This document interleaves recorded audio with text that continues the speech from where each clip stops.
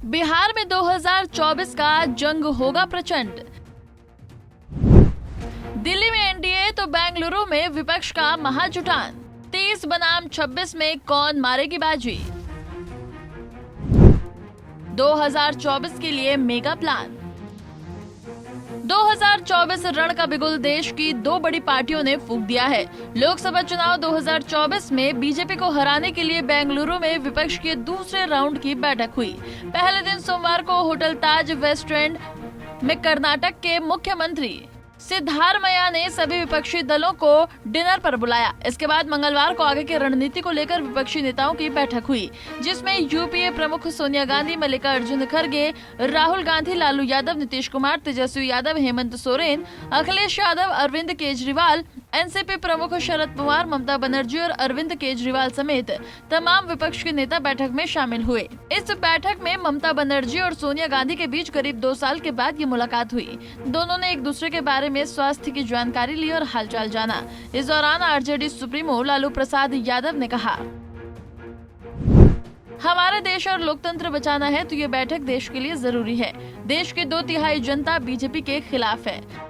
तो वहीं कांग्रेस अध्यक्ष मल्लिकार्जुन खड़गे ने कहा, मैंने पहले ही साफ कर दिया है कि हम ये पीएम पद या सत्ता के लिए नहीं कर रहे हैं। मैंने चेन्नई के स्टालिन के जन्मदिन में कहा था कि कांग्रेस की सत्ता और पीएम पद में दिलचस्पी नहीं है। इस बैठक में हमारा इरादा अपने लिए सत्ता हासिल करना नहीं है। यह हमारे संविधान, लोकतंत्र, धर्मनिरपेक्षता और सामाजिक न्याय की रक्षा के लिए है। खड़गे ने कहा है कि हम जानते हैं कि राज्य स्तर पर हम में से कुछ लोगों के बीच मतभेद है। ये मतभेद इतने बड़े नहीं है कि हम आम आदमी और मध्यम वर्ग, युवाओं, गरीबों, दलित और आदिवासियों और अल्पसंख्यकों के लिए उन्हें अपने पीछे नहीं रख सकते, जिनके अधिकारों को पर्दे के पीछे चुपचाप कुचला जा रहा है।